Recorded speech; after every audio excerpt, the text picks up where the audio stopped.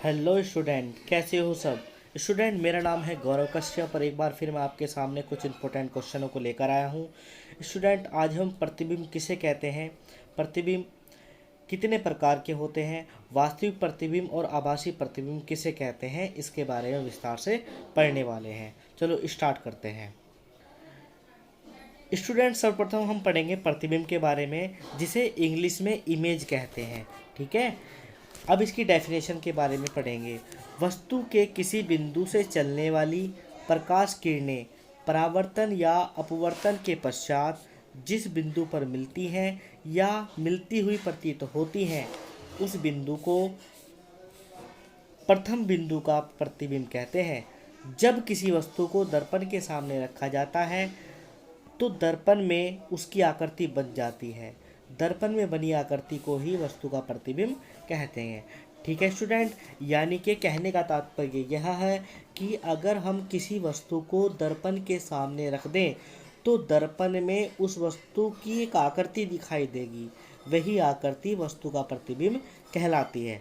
ठीक है स्टूडेंट, ठीक, यदि हम किसी वस्तु को दर्पण के सामने रखते हैं तो उस बिंदु के किसी बिंदु से चलने वाली प्रकाश की किरणें परावर्तन के पश्चात, ठीक है, अभी हमने पिछली वीडियो में परावर्तन का एक नियम पढ़ा था कि अगर कोई प्रकाश किरण किसी चिकने या पॉलिशदार परत पर टकराती है तो उसका परावर्तन हो जाता है। यही उसी तथ्य पर आधारित है, यानी कि किसी वस्तु से निकलने वाली प्रकाश किरणें जब परावर्तन के पश्चात दर्पण में पहुंचती हैं तो दर्पण में जिस बिंदु पर वह मिलती है या मिलती हुई प्रतीत होती है, ठीक है स्टूडेंट, तो उस बिंदु को प्रथम बिंदु का प्रतिबिंब कहते हैं। या सिंपल डेफिनेशन में आप याद रखना, जब किसी वस्तु को दर्पण के सामने रखा जाता है तो उस वस्तु की आकृति दर्पण में दिखाई देती है, वही आकृति प्रतिबिंब कहलाती है। ठीक है स्टूडेंट, अब प्रतिबिंब जो होता है निम्नलिखित दो प्रकार के होते हैं। कितने प्रकार के होते हैं स्टूडेंट? दो प्रकार के प्रतिबिंब होते हैं। ठीक है, इसी के बारे में हम आगे पढ़ने वाले हैं। चलो स्टार्ट करते हैं। तो स्टूडेंट, जो प्रथम प्रकार है उसे बोलते हैं वास्तविक प्रतिबिंब, जिसे इंग्लिश में नाम दिया गया है रियल इमेज।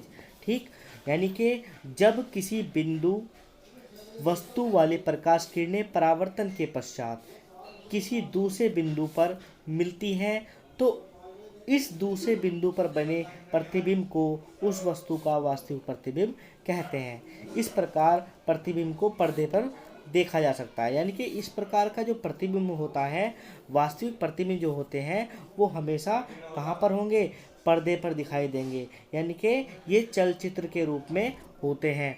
ठीक है स्टूडेंट, यानी कि जब किसी वस्तु से निकलने वाली प्रकाश किरणें परावर्तन के पश्चात दूसरे बिंदु पर मिल जाए जाकर तो इस दूसरे बिंदु पर बने प्रतिबिंब को उस बिंदु का वास्तविक प्रतिबिंब कहते हैं।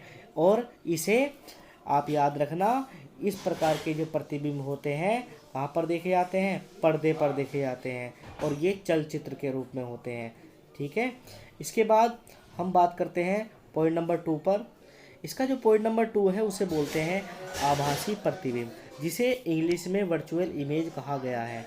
ठीक है स्टूडेंट, यानी कि जब किसी बिंदु वस्तु से चलने वाली प्रकाश किरणें परावर्तन के पश्चात किसी दूसरे बिंदु पर वास्तव में नहीं मिलती परंतु दूसरे बिंदु से आती हुई प्रतीत होती हैं तो इस बिंदु पर बने प्रतिबिंब को उस वस्तु का आभासी प्रतिबिंब कहते हैं। ठीक है स्टूडेंट, यानी कि इस प्रकार के जो प्रतिबिंब होते हैं उसे हम पर्दे में प्राप्त नहीं कर सकते, लेकिन इसे फोटो की सहायता से लिया जा सकता है।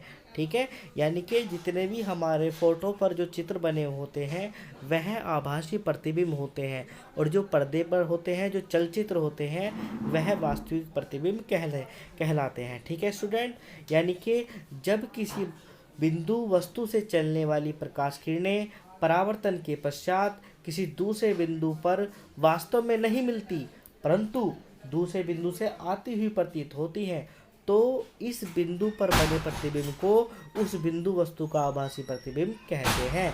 और इस प्रकार के जो हमारे आभासी प्रतिबिंब होते हैं उन्हें फ़ोटो की सहायता से देखा जा सकता है। ठीक है स्टूडेंट, अब ये आपको पूरा प्रतिबिंब के बारे में समझ में आ गया होगा। ठीक, अब मेरी आगे की जो वीडियो है वो मैं जल्दी डालने वाला हूँ, इसलिए आप सबसे पहले मेरी वीडियो की नोटिफिकेशन पाने के लिए आप मेरे चैनल को सब्सक्राइब करें, लाइक करें। ठीक है, धन्यवाद।